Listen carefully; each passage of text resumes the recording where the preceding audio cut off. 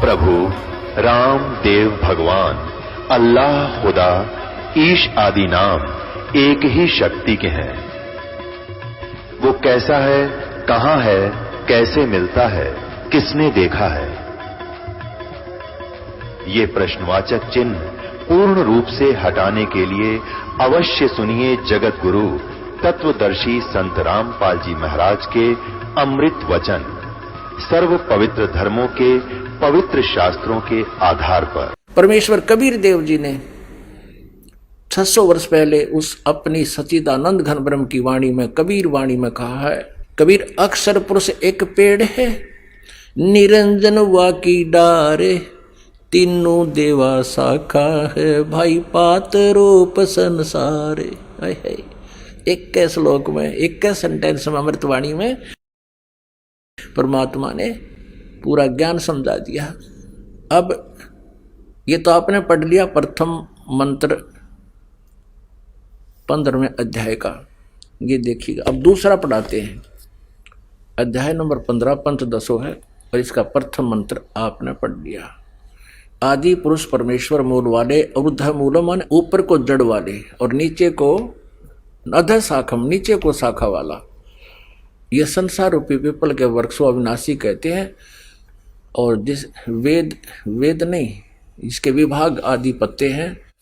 और उस संसार वृक्ष को जो पुरुष, जो व्यक्ति मूल सहित, जड़ से लेकर पत्तों सहित तत्व से जानता है, वह वेद के तात्पर्य को जानने वाला है, अर्थात वह तत्वदर्शी संत है। अब दूसरा इसमें लिखा है कि उस संसार वृक्ष की तीनों गुण रूप, रजगुण ब्रह्मा, सतगुण विष्णु, तमगुण शिवजी रूपी ये विषय पर वाला, ये विषय विकारों की शाखा हैं, शाखाएं। अध माने नीचे और ऊर्ध्व माने ऊपर, प्रस्ता माने फैली हुई है। ये मनुष्य लोक में कर्मों के अनुसार बांधने वाली मूलानी माने मुख्य कारण है। ये जड़ नहीं है, कर्मानुबांधनी यानी मुख्य कारण है। यह हमें कर्मानुसार ब्रह्मा विष्णु महेश ही यहाँ बांध कर रखते हैं, इन्हीं के अंतर्गत हैं हम। नीचे और ऊपर फैली व्याप्त हैं, सब लोकों में नहीं, पृथ्वी लोक, स्वर्गलोक और पाताल लोक, तीन लोकों को ऊपर इनकी व्यवस्था है। अब तीसरे में कहा है, इस संसार वृक्ष का स्वरूप जैसा कहा है वैसा यहाँ विचार काल में नहीं पाया जाता, वैसा नहीं पाया जाता। अपने आत्माओं, श्रीमद् भगवत गीता अध्याय नंबर 4 के श्लोक नंबर 34 में कहा है कि गीता ज्ञानदाता कहता है, मैं इस पूरे अध्यात्म ज्ञान से परिचित नहीं हूँ, इसलिए तत्वदर्शी संतों के पास जा, उनसे उस परमात्म तत्व की जानकारी जान जो गीता ज्ञानदाता से अन्य है। तो यहाँ भी उस बात को फिर पुनः दोहरा रहा है कि इस संसार वृक्ष का स्वरूप जैसा कहा गया है वैसा यहाँ विचार काल में नहीं पाया जाता।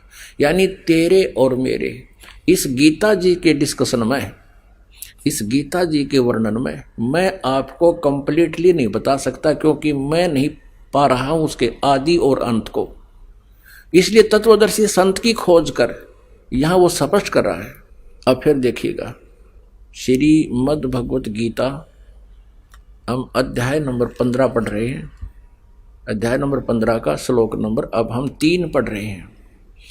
इस संसार वर्ष का स्वरूप जैसा कहा है वैसा यहाँ विचार काल में नहीं पाया जाता है, क्योंकि न तो इसको आदि है और न अंत है। गीता ज्ञानदाता कहता मुझे नहीं पता इसके आदि और अंत का, और न इसकी अच्छी प्रकार से स्थिति है। इसलिए इस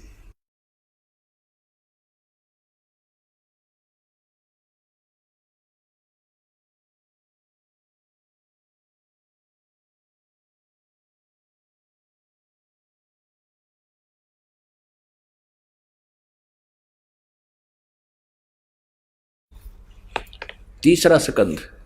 अब भगवान विष्णु अपनी माता दुर्गा की महिमा करते हुए, स्तुति करते हुए कह रहे हैं, तुम शुद्ध स्वरूपा हो, यह सारा संसार तुम्ही से उद्भासित हो रहा है। मैं ब्रह्मा और शंकर हम सभी तुम्हारी कृपा से विद्यमान है। हमारा आविर्भाव और तिरोभाव हुआ करता है, केवल तुम ही नित्य हो, जगत जननी हो। मैं ब्रह्मा और शंकर हम सभी तुम्हारी कृपा से विद्वान हैं। हमारा आविर्भाव माने जन्म और तिरोभाव माने मृत्यु हुआ करता है।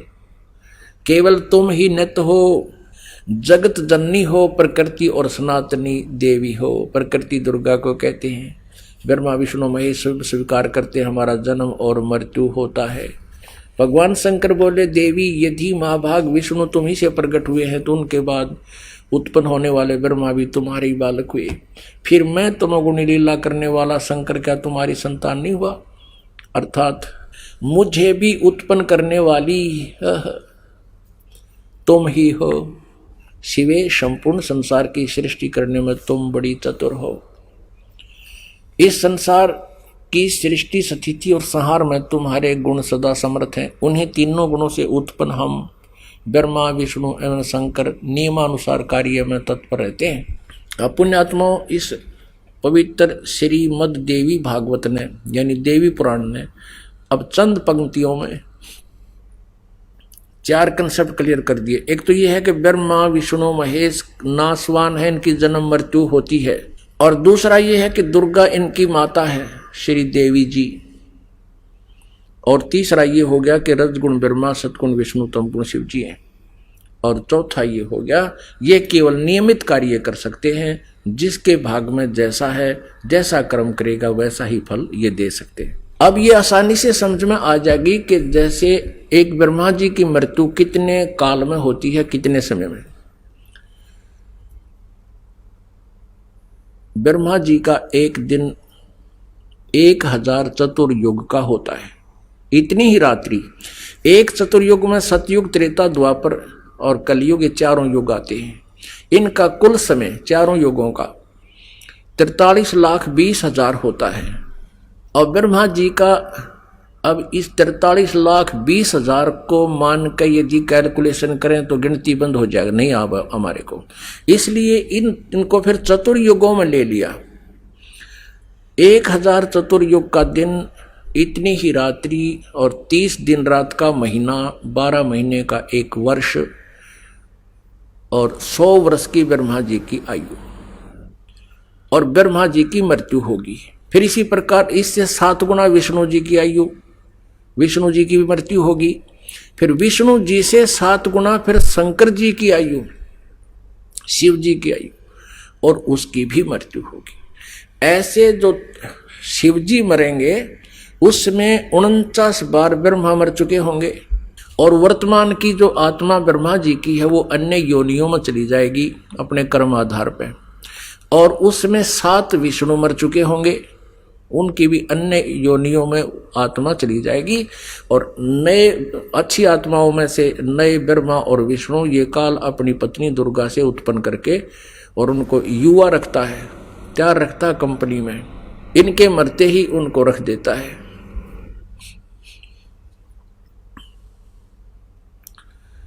और फिर 49 बार विष्णु की मृत्यु के बाद एक तमोगुण शिव की मृत्यु होगी, काल के पुत्र शिव की मृत्यु होगी। और उस ऐसे 70,000 बार शिव की मृत्यु के उपरांत एक ब्रह्मांड का विनाश होगा और इस सरपुरुष यानी इनके पिता इस काल रूपी ब्रह्म की मृत्यु होगी। अब ये कहता चौथे अध्याय के 9वें श्लोक में गीता जी में कि मेरे कर्म और जन्म अलौकिक है। अब ये कैसे जन्म अलौकिक है? यहां मृत्यु होगी, मरते समय पूरे ब्रह्मांड में आग लगेगी और दुर्गा भी मरेगी और ये भी मरेगा और सबके शरीर ऐसे जलेंगे क्योंकि इनका शरीर हमारे से काफी मजबूत मटेरियल का है। तो उसमें 11 सूर्य और आ जाएंगे, सौर मंडल में घूमते घूमते एकदम इकट्ठे हो जाएंगे। एक सूर्य की कितनी होती है और 11 सूर्य और बिल्कुल निकट आ जाएंगे। उसमें इतनी भयंकर आग लगेगी न पटाखे से फूटेंगे, सब पृथ्वी ये सभी तत्व नाश में आएंगे। केवल उसमें इनका शरीर भी काल का यानी सरपुरुष का और दुर्गा का शरीर भी बुरी तरह जलेगा। ये भी हाहाकार मचाएंगे, बहुत बुरा हाल, बुरी तरह रोएंगे। परमेश्वर के विधान अनुसार ये दोबारा सभी प्राणी जीवात्मा किसी की नहीं मरती, दूसरे ब्रह्मांड में चले जाते हैं। 21 ब्रह्मांड है इसके पास,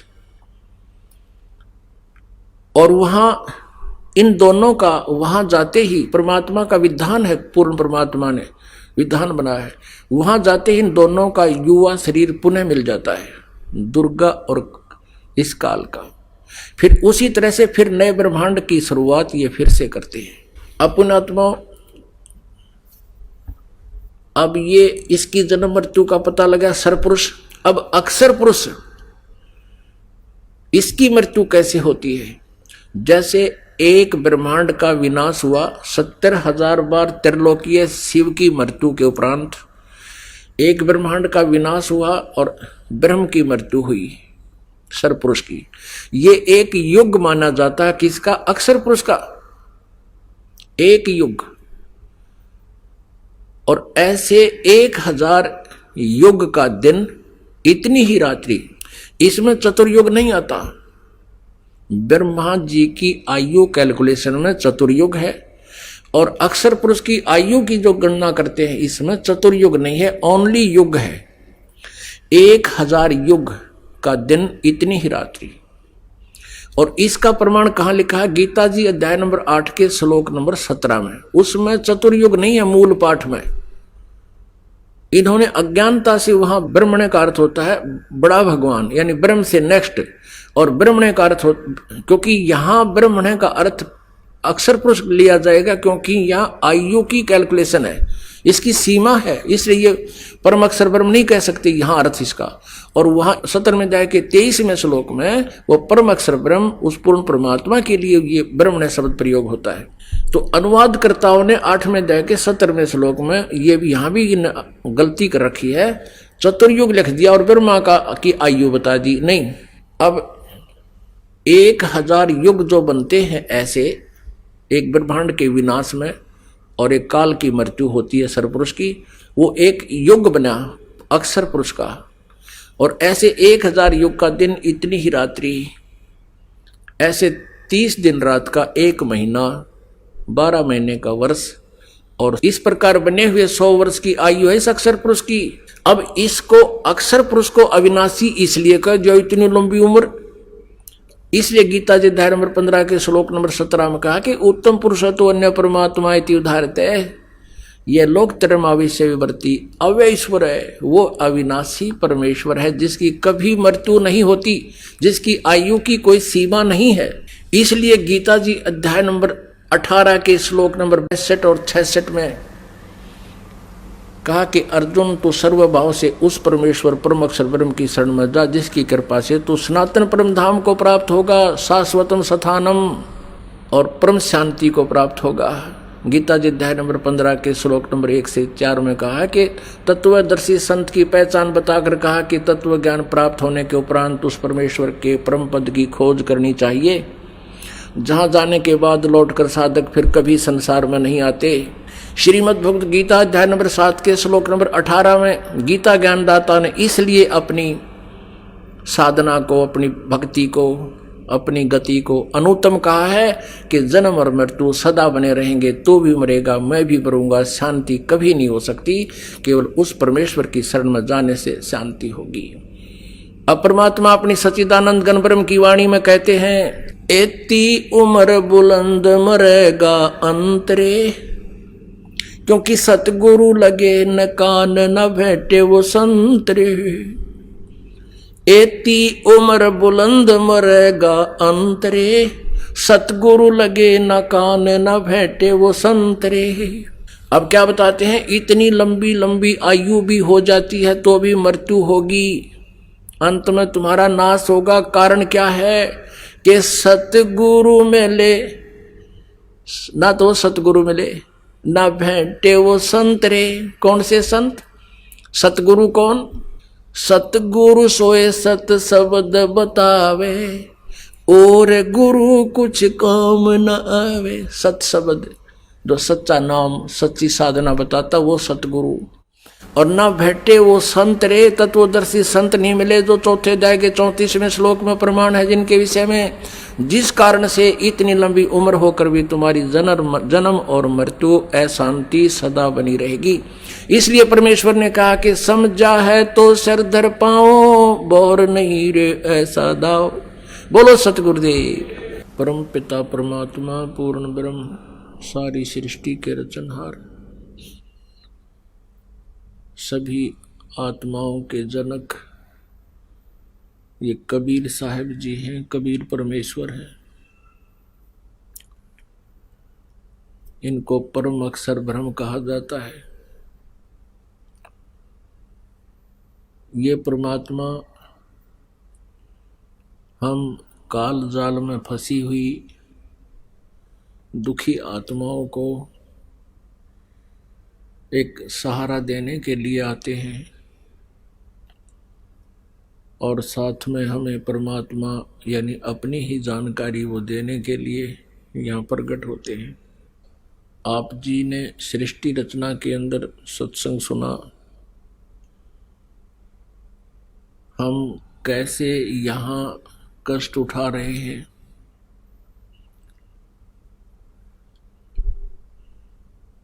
तो परमात्मा आके हमें याद दिलाते हैं,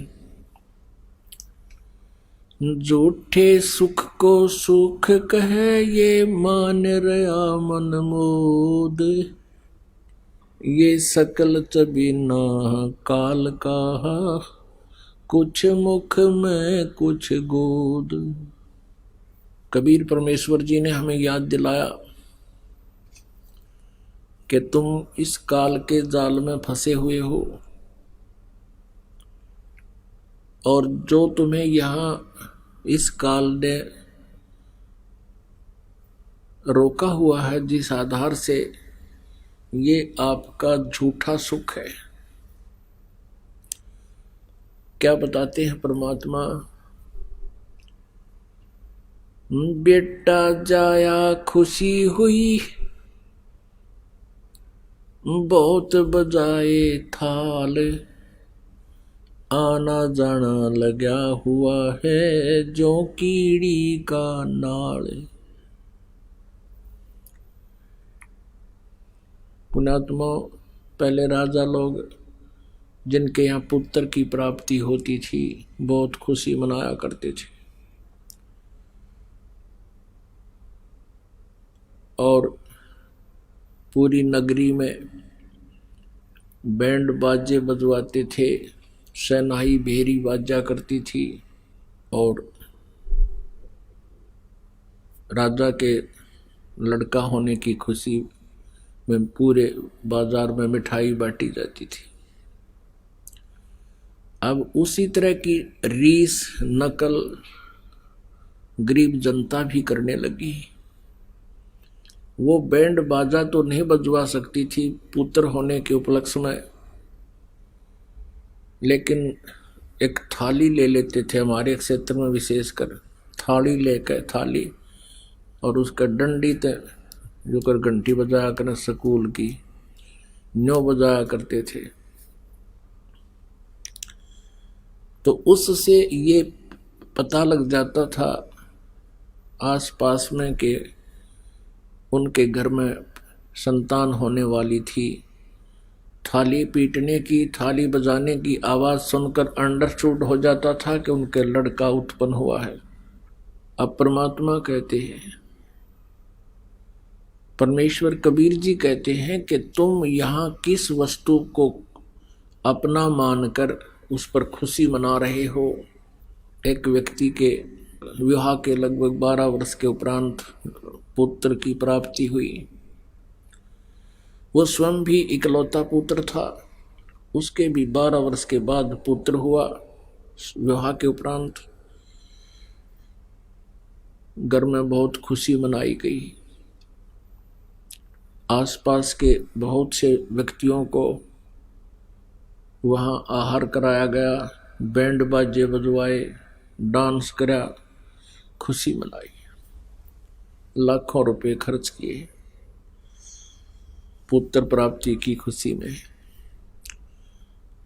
और अगले वर्ष तक वो लड़का जीवित नहीं रहा, अगले जन्मदिन को वो नहीं मना सके,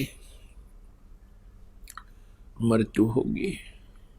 अब पूरा परिवार टक्कर मार रहा है, रो रहा है। तो यहाँ परमात्मा कहते हैं तुम झूठे सुख को सुख कहो और ये मान रहा मनमोद, ये सकल चबीना काल का, कुछ मुख में कुछ गोद। ये सब काल आहार है। आज आपको बताया था, सत्संग में सुनाया गया था कि जैसे कसाई बकरे पालता है, नर और मादा को वो छोड़ देता है उस अपने ग्रुप में, अपने एक उसने चारों तरफ से रोक रखा होता है पूरा, उसको बाड़ा बोलते हैं। और वो बकरे और बकरियां संतानों उत्पत्ति करते हैं, उनके अंदर बहुत आपस में ममता और मोह होती है और उनको वो कसाई खा जाता है। परमेश्वर कबीर जी ने हमें बताया है कि ये काल 21 ब्रह्मांड का स्वामी है, इसे सरपुरुष भी कहते हैं, इसे ज्योत स्वरूपी निरंजन भी कहते हैं। ये 21 ब्रह्मांड का स्वामी है, इसको शराप लगा हुआ है 1 लाख मानव शरीरधारी प्राणियों के आहार करने का, जिस कारण से ये प्रतिदिन 1 लाख मानव शरीरधारी प्राणियों की मृत्यु कर देता है और 25% एक्स्ट्रा प्रतिदिन ये उत्पन्न करता है। अब पुण्यात्मा जो मरकर जाते हैं वो भी उसी रास्ते से जा रहे हैं, जो जन्म लेने के लिए आ रहे हैं वो भी उसी रास्ते से आ रहे हैं। तो ऐसे लाइन लगी रहती है सारा दिन, जैसे कीड़ी के नाल देखा हो आपने, चींटियों की कतार होती है, लाइन होती है, लाखों चींटियां इधर भाग रही हैं, लाखों इधर भाग रही हैं। पुण्यात्माओं, जो परमात्मा ने ये सच्चाई बताई है, हम इस सच्चाई से परिचित नहीं थे, जिस कारण से प्रारंभ में ये बातें हमें अटपटी सी लगती हैं। वो तो हमारे अज्ञान की देन है, जो हमें अच्छी सत्य वस्तु तो झूठी लगती है और झूठी वस्तु को हम सत्य मानते हैं। तो यह परमात्मा हमें याद दिलाते हैं, काया तेरी है नहीं, ये माया कहाँ से हो, चरण कमल में ध्यान रखो हो, इन दोनों को खो। परमात्मा हमें याद दिलाते हैं कि तुम इस संसारिक वस्तुओं को अपनी मानते हो, छोटी छोटी बातों पर झगड़ा कर लेते हो, टेंशन बना लेते हो, मुकदमे कर देते हो। आपकी तो काया भी नहीं है, शरीर भी आपका नहीं है, इसको भी एक दिन त्याग कर जाओगे। फिर यह संपत्ति आपकी कहां से हुई है? सर्व सोने की लंका थी वो रावण से रणधीरम, एक पलक में राज बिराजी जम के पड़े जंजीरम। लंकापति रावण ने अपनी नगरी में सोने के मकान बना रखे थे, स्वर्ण के, गोल्ड के।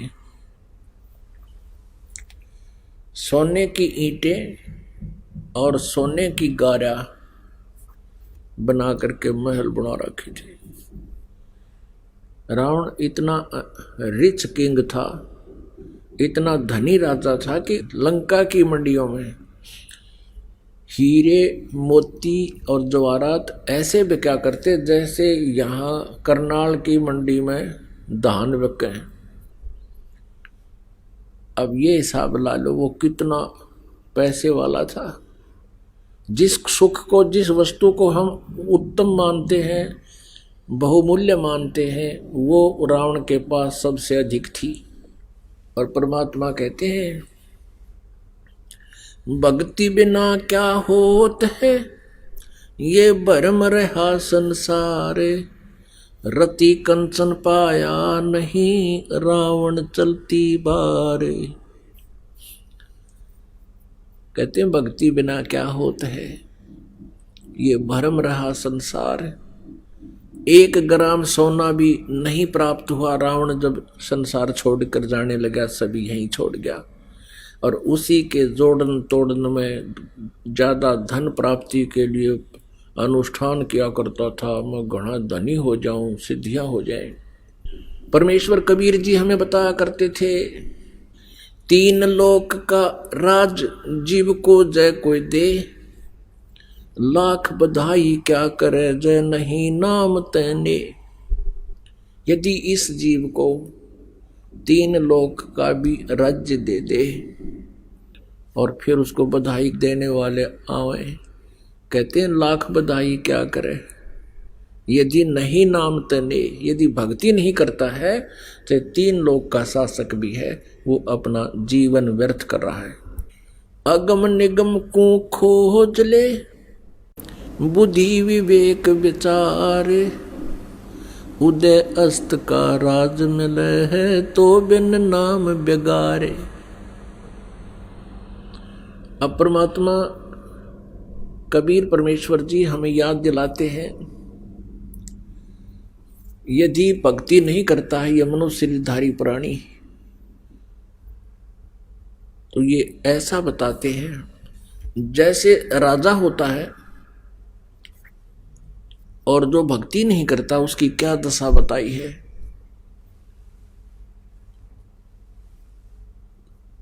परमात्मा कहते हैं अगम निगम को खोज ले, भविष्य का विचार कर,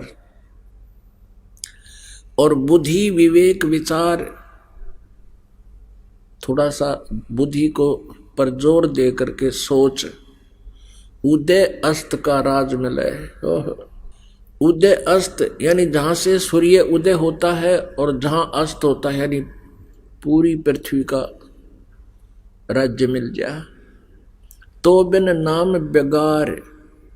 बेगार किसे कहते हैं? पहले हम छोटे छोटे थे तब हमारे गांव में ये 3 व्हीलर जाया करते थे, बड़े वाले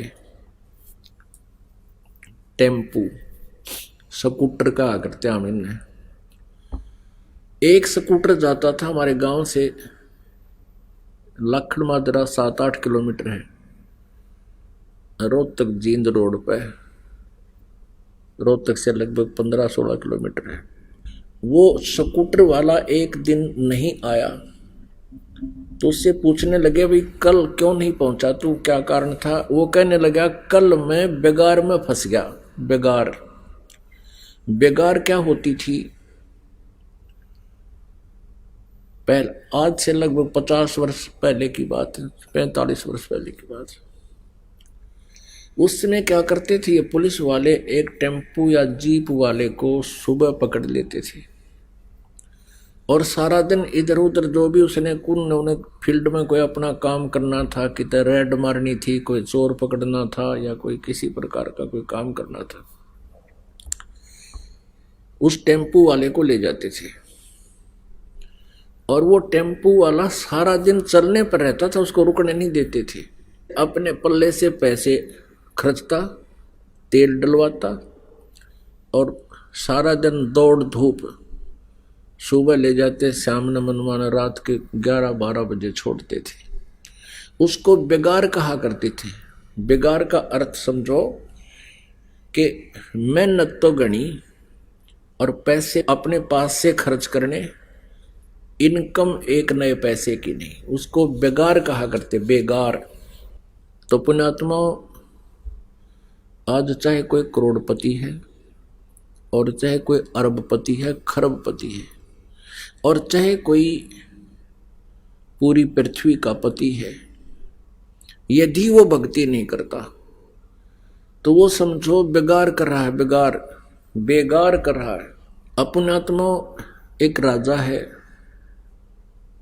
वो अपने पिछले पुण्य संस्कारों को प्रयोग कर रहा है। पिछले जन्म जन्मांतरों की जो पुण्य कमाई थी उसकी, जिस कारण से वो राज्य पद को प्राप्त है, अब उसको वो नष्ट कर रहा है, बर्बाद कर रहा है। अपना उपयोग या दुरुपयोग जैसा भी वो कर रहा है उसको अपनी पूर्व जन्म की कमाई को ही वो खर्च रहा है और भविष्य के लिए कुछ तैयारी कर नहीं रहा क्योंकि वो भक्ति नहीं करता। और अंत में वो इस शरीर को जब छोड़ के जाओगा उस समय खाली हाथ होगा और सारा जीवन वो बेगार कर गया। बेगार पुण्यात्माओं, हम जब तक इस तत्व ज्ञान से परिचित नहीं थे तो हमें ये राजा लोग बहुत बड़े दिखाई देते थे और आज हमें ये ऐसे नजर आते हैं जैसे बच्चे खिलौनों से खेला करते हैं। क्योंकि परमात्मा कहते हैं कबीर जी, कबीर सब जग निर्धना धनवंता ना कोई, धनवंता सो जानियो जिस पर राम नाम धन होवे। ओह, राम रटत कन्या भली साकेट भलो न पूत, छेरी के गल में गल थना जिसम दूध ना मूत। राम रटत दारिद्र भलो टूटी घर की छान, वो सुंदर महल किस काम के जहां भक्ति नहीं भगवान। राम रटत कोढ़ी भलो चू चू पड़े जो चाम, ये सुंदर शरीर किस काम का जा मुख नाही नाम। जिह्वा तो वाए भली जो रटे हरि नाम, नहीं तो काट फेंक दियो ये मुख में भलो ना चाम। परमेश्वर कबीर देव जी कितनी महिमा बताते हैं भगवान के नाम की और मानव शरीर की। कहते हैं राम रटत दारिद्र भलो, दारिद्र माने कति निर्धन व्यक्ति, और इतना निर्धन के उसने झोंपड़ी डाल रखी हो मकान के स्थान पर, उस और झोंपड़ी की भी ऊपर की छत यानी छान कहीं से टूटी फूटी पड़ी हो। और यदि वो परमात्मा की सत भक्ति कर रहा है वो उस राजा से भी कहीं कई गुना अच्छा है जो सत भक्ति नहीं कर रहा। राम रटत दारिद्र भला टूटी घर की छान, वो सुंदर महल किस काम के जहां भक्ति नहीं भगवान। राम रटत कोढ़ी भलो चू चू पड़े जो चाम, वो सुंदर शरीर किस काम का जा मुख नाही नाम।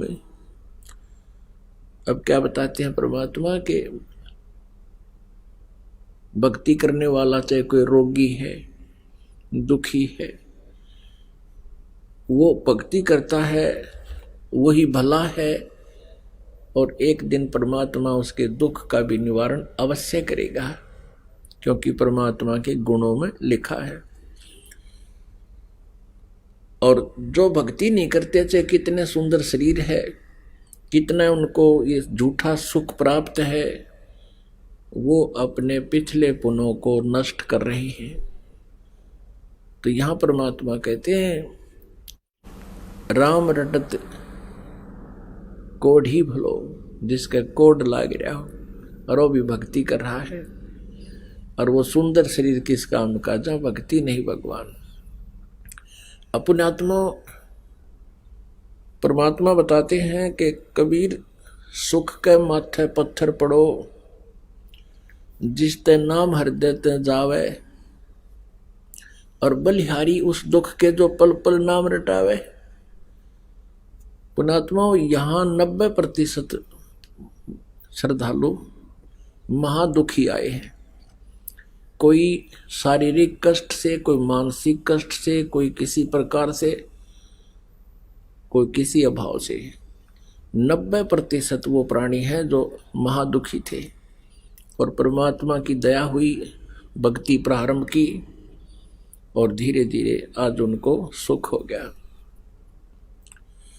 तो उनके लिए वो दुख, जिस दुख के कारण वो परमात्मा की शरण में आ गए, उनके लिए वो दुख वरदान सिद्ध हो गया। यदि उन पर यह दुख न आता, वो परमात्मा की खोज नहीं करते, परमात्मा के लिए नहीं चलते, तो परमात्मा कहते हैं इसे सुख के आग लगे, भाड़ में जाओ ऐसा सुख जिससे भगवान की भूल पड़े। सुख के माथे सला पड़ो, पत्थर लगो इसे सुख के, जो नाम हृदय से जावे और बलिहारी उस दुख के जो पल पल नाम रटावे। परमात्मा हमें क्या कहना चाहते हैं कि तुम इस गणे सुख की जो ना चाह मत करियो। ये झूठा सुख यहाँ का जीव का शत्रु है।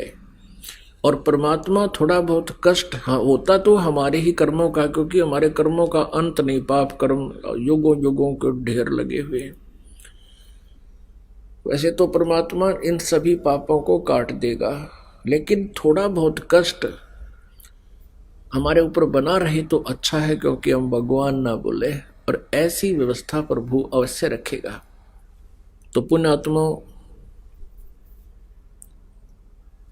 परमात्मा यही बताना चाहते हैं कि राम रटत कन्या भली और साकट भला ना पूत, जैसे बकरी के गल में गल थना जिसमें दूध न मूत।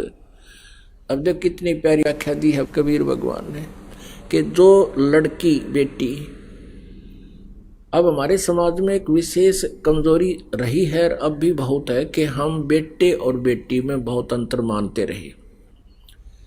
हम पुत्र की प्राप्ति पर तो थाली पीटे, बधाई बांटा, भंडार करा के उद मस्तार दे, नाचो और गाँव, और बेटी हो जा मुंह लटका कर बैठ जाए।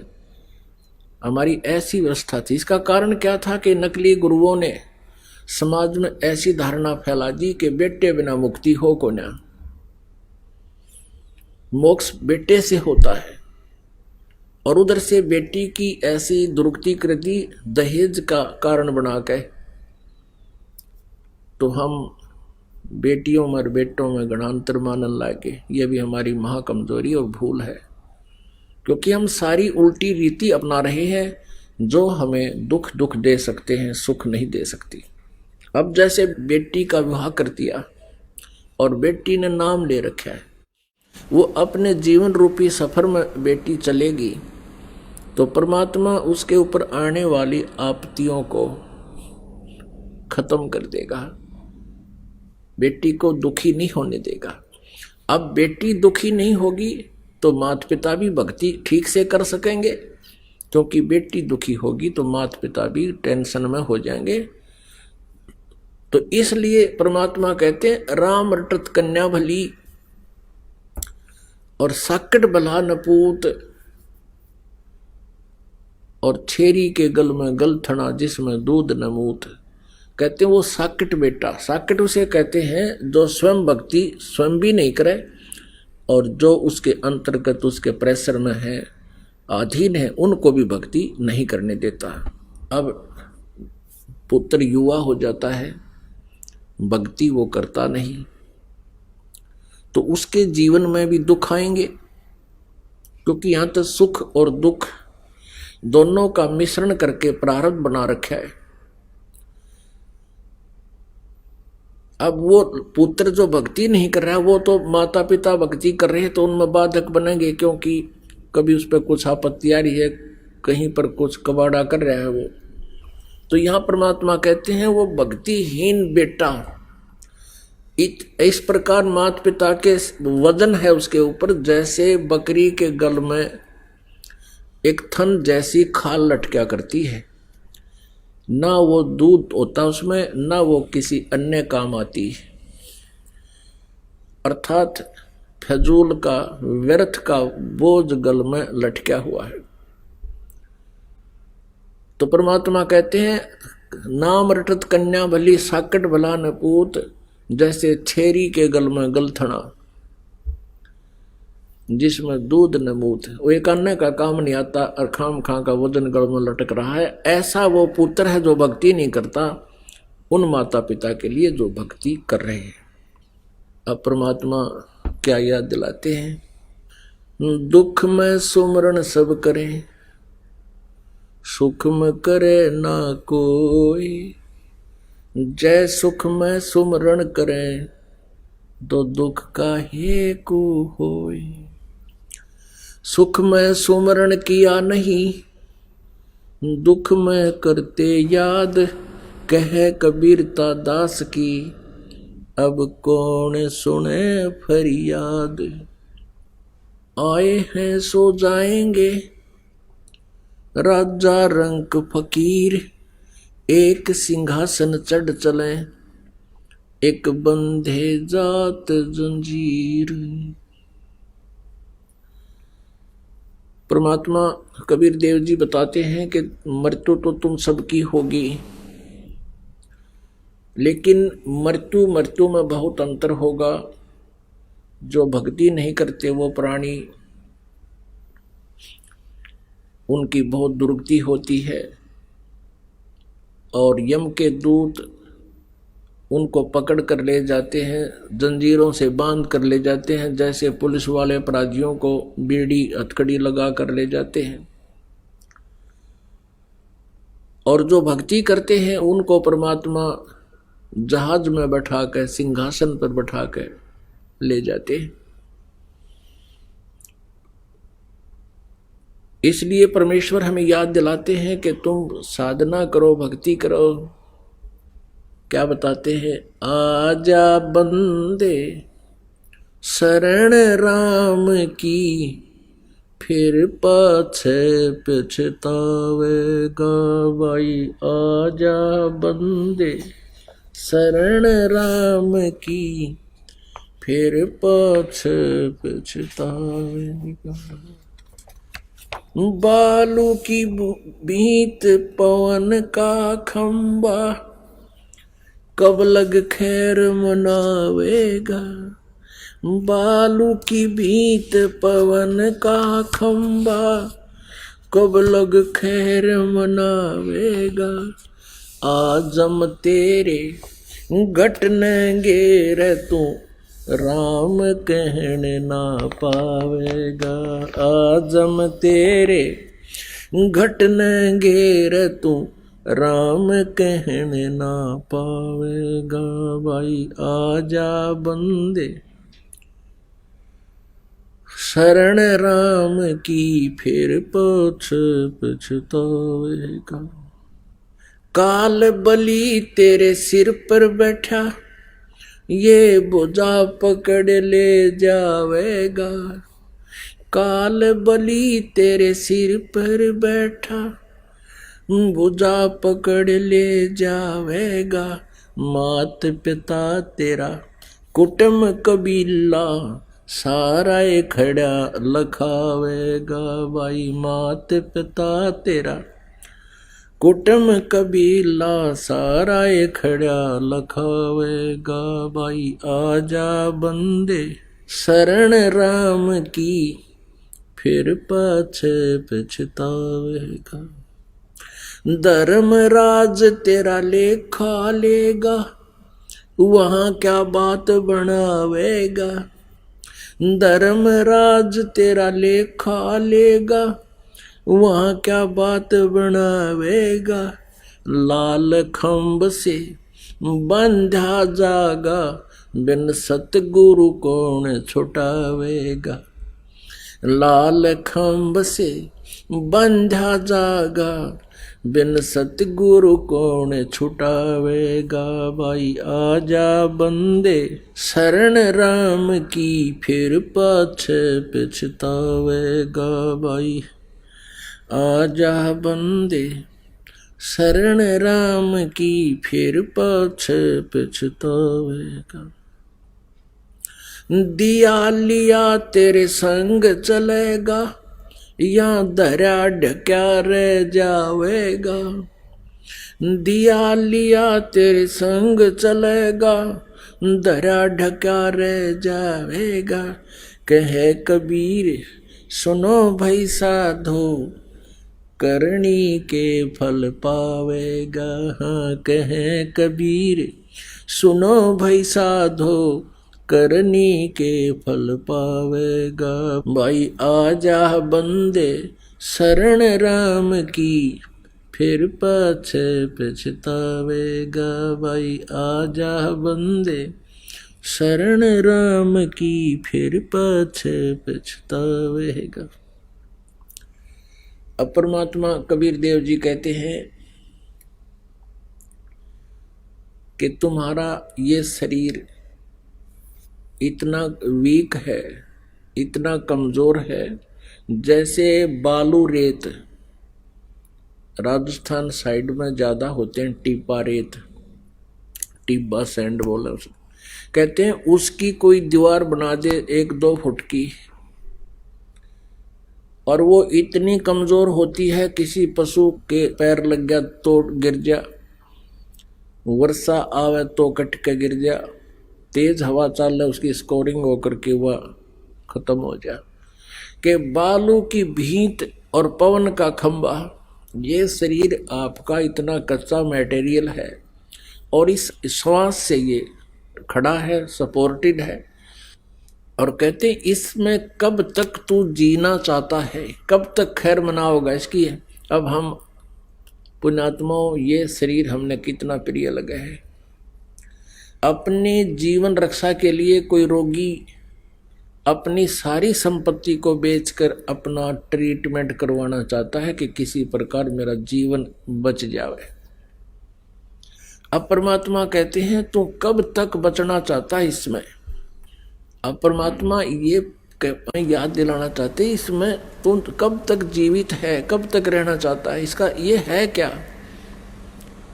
हम कभी इतनी सोच नहीं करते, इतना विचार नहीं करते, हमें इतना समय नहीं छोड़ रखा काल ने, हमारे अंदर इतने विकार कुबद भर रखी हैं। ये शरीर हमारा कैसा है, जैसे आपने सड़क के ऊपर कभी दुर्घटना में कोई कुत्ता मरा हुआ देखा हो, और उसकी आंत पड़ी होती है कहीं पर, कम से कम भी 1-2 फुट तक लंबी, 4-4 फुट तक लंबी, और उसके शरीर का चाम सड़क पर चिपका हुआ होता है, हार्ड अलग से पड़े हैं, रक्त बह चुका होता है। ये मटेरियल आपके अंदर है, और उस कुत्ते मरे हुए को देखकर हम न्यू मुँह कर लेते हैं, हमें वो कितना अभद्र लगता है, भूंडा लगता है, और उसी के अंदर हम लिपटे पड़े हैं। तो परमात्मा हमें याद दिलाते हैं, तुम आप ये कहते हो हे भगवान मेरी रक्षा करना, मैं मर ना जाऊं। कबीर साहब कहते हैं मुझे यह चिंता है कि तुम जी कैसे रहे हो, इसमें तुम जीवित कैसे हो, तुम डर रहे हो मर ना जाऊं, और मुझे यह चिंता है तुम जीवित कैसे सांग में। इसमें क्या है, ये हार्ड फंसा रखे बीच में, ऊपर का चाम लपेट दिया, बीच में नाड़ी और मांस भर दिया, इसमें थूक, टट्टी, पेशाब, बलगम, पता नहीं के ठोक रखे।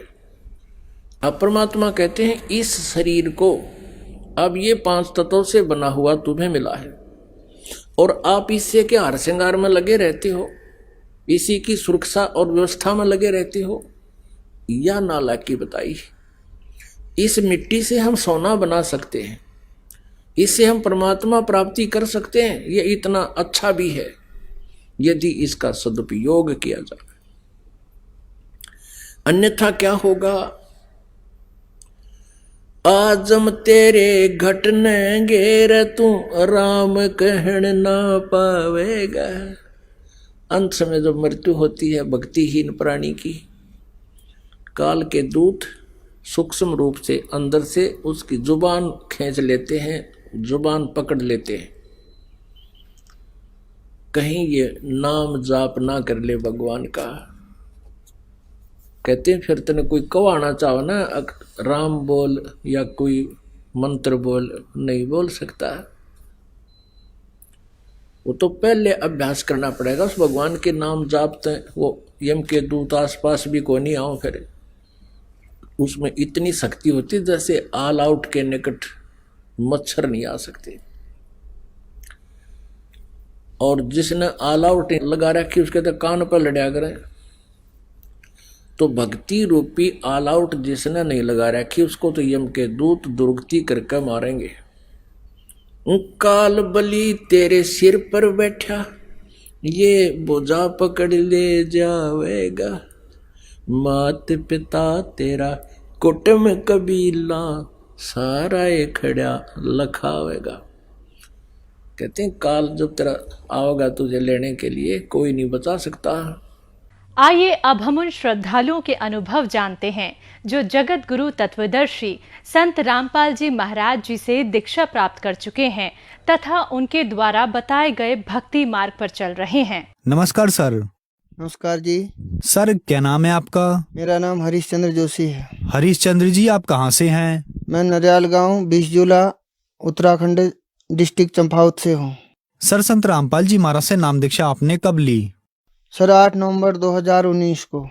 संत रामपाल जी महाराज से नाम दीक्षा लेने से पहले क्या आप कोई भक्ति साधना भी करते थे? इस आध्यात्म मार्ग की खोज में मैं कई पंथों में गया हूँ सर। मैं 12 साल तक हंसादेश सतपाल महाराज के पंथ में रहा, 4 साल ब्रह्मा कुमारी में रहा और 4 साल निरंकारी पंथ में रहा, और एक निंगली में है आश्रम परमहंस आश्रम, स्वामी स्वरूपानंद जी का 5 साल वहाँ रहा। सर इस प्रकार मेरा भ्रमण काल रहा परमात्मा की खोज में, सत्य की खोज में। परिवार में जो है परंपरागत कुल देवी को मानते थे, तो वो कुल देवी की साधना मैं भी किया करता था सर। मैं उस साधना करते करते घर से दूर जो है पंजाब चला गया था, कई जगह मंदिरों में रहा, और वह माता जो है लोगों की समस्याएं सुना करती थी और समस्याओं को मैं हल किया करता था माता के माध्यम से। और इसके साथ साथ जो है सर जी मेरे को लोगों की समस्याएं तो दूर होती थी, लेकिन अपनी समस्याएं ज्यों की त्यों रहती थी। मुझे चर्म रोग की शिकायत थी 16 वर्ष की अवस्था में, जो 50 साल तक रही सर जी, लेकिन मेरी समस्या दूर नहीं हुई। कई बार मैंने माता से पूछा तो माता ने कहा कि इसका समाधान हमारे पास कुछ नहीं है, लेकिन लोगों की समस्याएं दूर होती थी, मेरी समस्याएं कोई हल नहीं होती थी।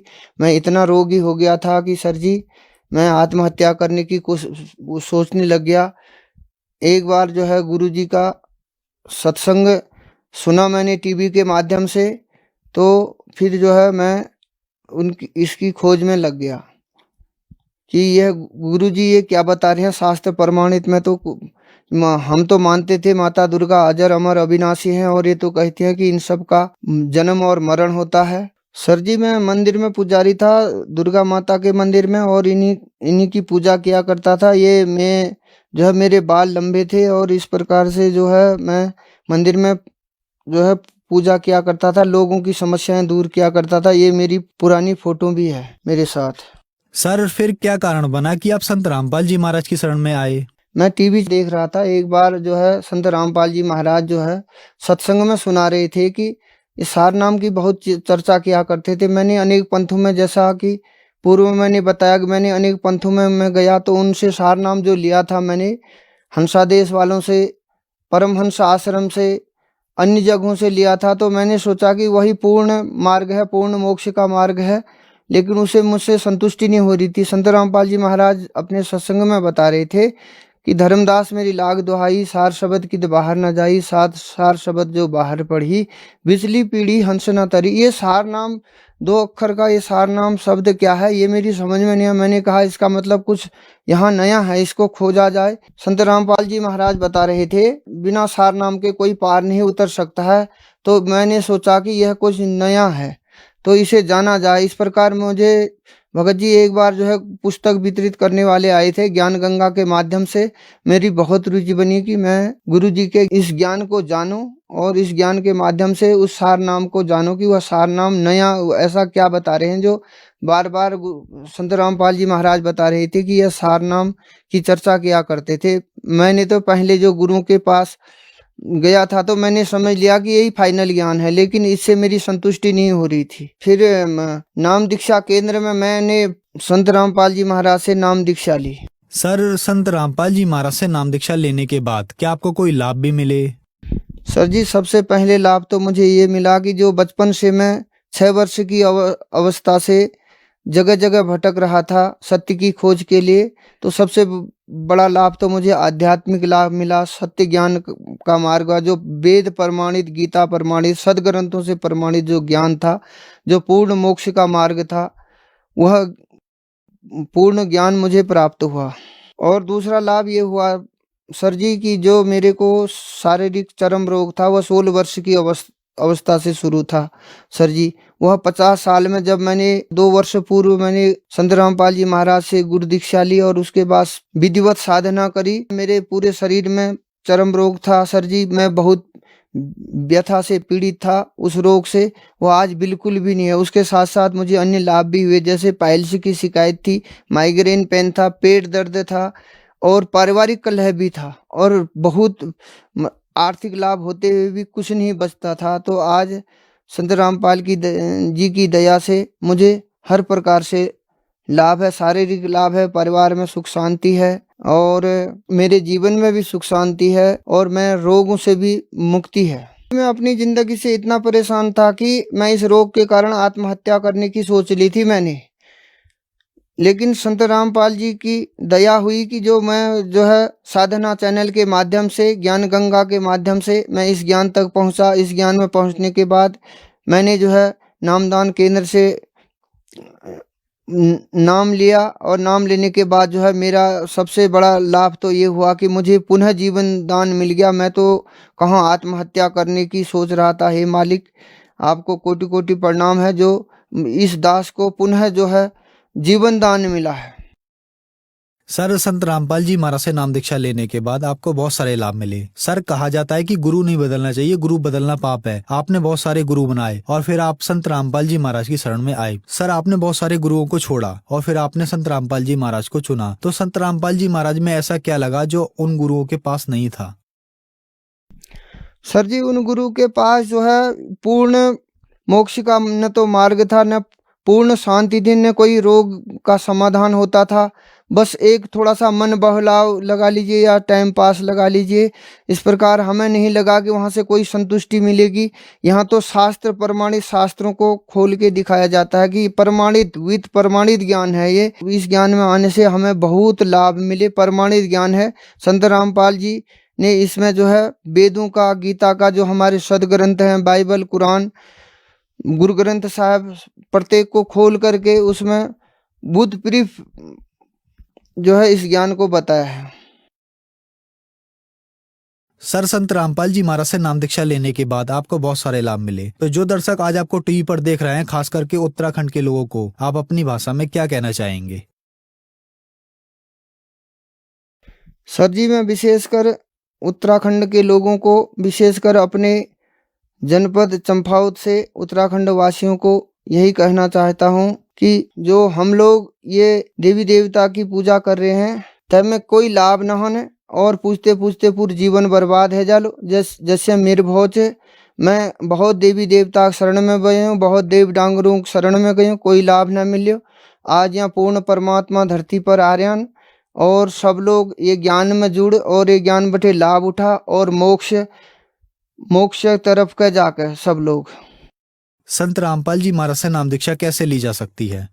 सर जी, विभिन्न टीवी चैनलों के माध्यम से और यूट्यूब के माध्यम से, इंस्टाग्राम के माध्यम से, फेसबुक के माध्यम से और तमाम जो है पुस्तकों के माध्यम से चैनल हैं गुरुजी का। 24 घंटे सत्संग चलता है टीवी के माध्यम से, उसमें कॉन्टैक्ट नंबर होते हैं और जो ज्ञान गंगा पुस्तक है इसको निःशुल्क भी मंगा सकते हैं, उस पर भी नंबर है। ये सब गुरुजी से जुड़ने का माध्यम है। धन्यवाद सर। सत साहिब।